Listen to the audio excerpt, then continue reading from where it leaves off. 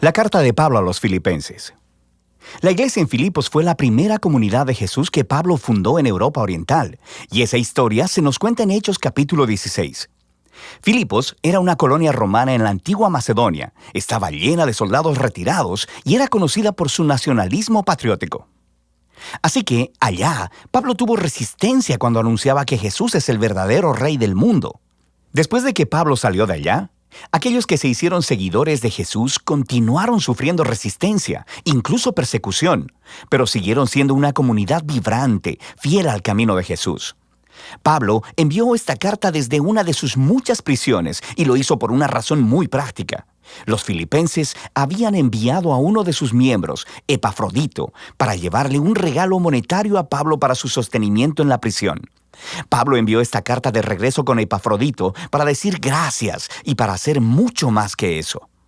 El diseño de esta carta no desarrolla una sola idea de principio a fin, como muchas de las otras cartas de Pablo. Más bien, Pablo ha reunido una serie de ensayos cortos, reflexivos o bocetos, y todos giran alrededor del centro de gravedad de esta carta, un poema en el capítulo 2. Este recuenta artísticamente la historia de la encarnación del Mesías, su vida, muerte, resurrección y exaltación. Luego, en cada uno de los bocetos, Pablo tomará palabras o ideas claves de ese poema para mostrar que el vivir como cristiano significa ver tu propia historia como una expresión viva de la historia de Jesús. Así que Pablo inicia la carta con una oración de acción de gracias y agradece a Dios por la generosidad de los filipenses por su fidelidad y expresa su confianza de que la obra transformadora que Dios ha empezado en ellos continuará mostrándose en más de esas hermosas expresiones de fidelidad y amor. Y Pablo, luego, se enfoca en la preocupación más obvia de ellos en ese momento, que es su condición en la prisión. Estar en una prisión romana no era algo fácil, pero paradójicamente había resultado en algo bueno para extender las buenas nuevas acerca de Jesús. Todos los guardias romanos, los administradores, todos saben que Pablo está en prisión por anunciar a Jesús como el Señor resucitado. Y su aprisionamiento ha inspirado confianza en otros cristianos para hablar de Jesús más abiertamente. Y Pablo es optimista de que será liberado de la prisión. Pero es posible que sea ejecutado. Y mientras reflexiona en esto, dice que realmente no sería tan malo, porque para mí, dice Pablo, vivir es el Mesías y morir es ganancia. Para Pablo, su vida en el presente y en el futuro es definida por la vida y el amor de Jesús por él. Así que, si es ejecutado, eso quiere decir que estará con Jesús, lo que sería grandioso para él.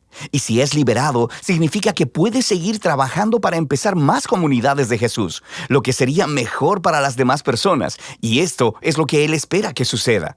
Y nota cómo funciona este flujo de pensamiento. Morir por Jesús no es el verdadero sacrificio para Pablo. Más bien, es permanecer vivo para servir a otros. Así que esa es la manera de Pablo de participar en la historia de Jesús. Sufrir para amar a otros más que a sí mismo. Pablo luego se vuelve a los filipenses y los exhorta a participar del ejemplo de Jesús pensando de la misma manera que él. Les dice, sus vidas como ciudadanos deben ser consistentes con las buenas nuevas del Mesías.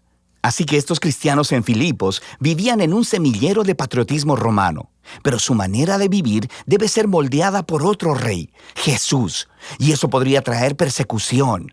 Pero ellos no deben temer sufrir por estar asociados a Jesús, porque es la manera de vivir la historia de Jesús mismo, lo que lleva a Pablo al gran poema del capítulo 2.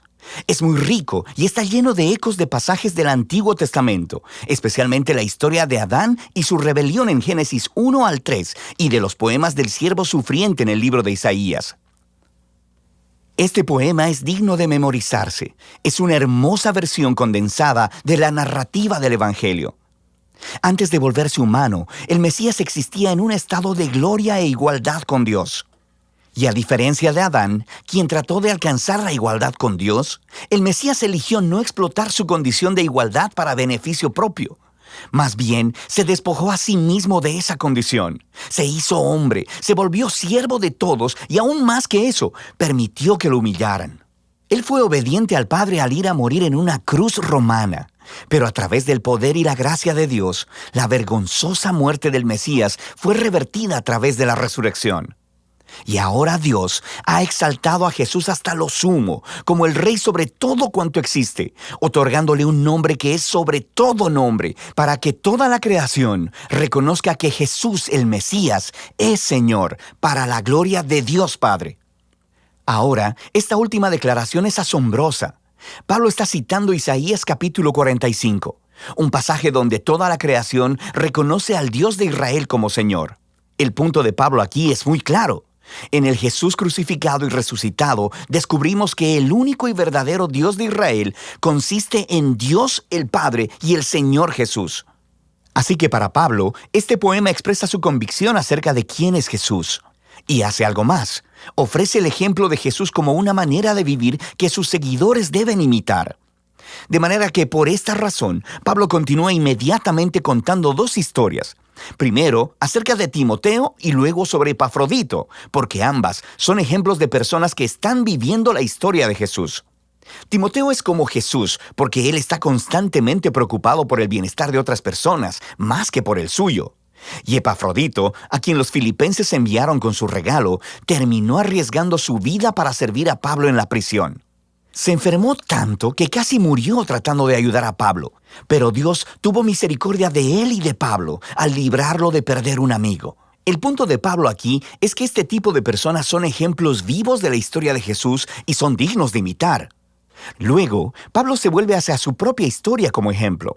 Esos cristianos que habían estado demandando la circuncisión de los cristianos no judíos, recuerda su carta a los Gálatas, todavía están causándole problemas a Pablo. Le siguen recordando de su pasado, cuando solía perseguir a los seguidores de Jesús, cuando intentaba mostrar su rectitud delante de Dios con su celosa obediencia de las leyes de la Torá. Pero al igual que Jesús, Pablo ha desechado todo ese estatus y privilegio. Él considera todo eso como basura, y la palabra que él usa es de hecho mucho menos cortés. Él está despojándose de todo para hacerse un siervo al igual que Jesús, para participar de sus sufrimientos y de su amor sacrificial. Y hace todo esto esperando que el amor de Cristo lo sostenga hasta la muerte y hasta la resurrección. Así que Pablo dice que para los seguidores de Jesús, su verdadera ciudadanía está en los cielos. Pero para Pablo, esto no significa que debemos estar esperando salir de la tierra e ir al cielo algún día. Más bien, el cielo es el lugar trascendente donde Jesús gobierna como Rey. Y él dice, esperamos ansiosamente que nuestro Rey Salvador venga de ahí y regrese, para traer su reino de justicia sanadora y de amor transformador, para producir una nueva creación. Luego, Pablo reta a los filipenses a seguir viviendo la historia de Jesús.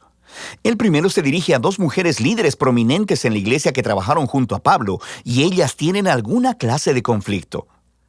Así que Pablo les ruega que sigan el ejemplo de humildad de Jesús, que se reconcilien y sean unificadas. Pablo luego exhorta a los filipenses a no rendirse al temor, sino que a pesar de la persecución, expresen todas sus emociones y necesidades a Dios, quien les dará paz. Y esa paz, dice Pablo, viene al enfocar sus pensamientos en lo que es bueno, verdadero y amable. Siempre hay algo por lo que podrías quejarte, pero un seguidor de Jesús sabe que todo en la vida es un regalo, y podemos elegir ver la belleza y la gracia en cualquier circunstancia de la vida. Lo que lleva a Pablo a su conclusión. Él agradece una vez más por el regalo sacrificial de los filipenses y quiere que sepan que sus prisiones, sus tiempos de pobreza, no son verdaderas dificultades para él. De hecho, se convirtieron en sus mejores maestros, mostrándole que no importan sus circunstancias. Él ha aprendido el secreto del contentamiento, la simple dependencia en aquel que lo fortalece. Pablo ha llegado a ver su propio sufrimiento como una participación en la historia de Jesús. La carta a los filipenses nos da un vistazo único en el corazón y la mente de Pablo. Él veía su vida entera como una representación de la historia de Jesús. Y en esta carta puedes sentir su conexión cercana con Jesús, su conciencia de que el amor y la presencia de Jesús están más cercanos a él que su propia piel, y que eso es lo que le da esperanza y humildad en sus horas más oscuras. Así que Pablo nos muestra que conocer a Jesús es siempre un encuentro personal y transformador, y que esa es la clase de Jesús al que Pablo invita a los demás a seguir. Y de eso se trata la carta de Pablo a los filipenses.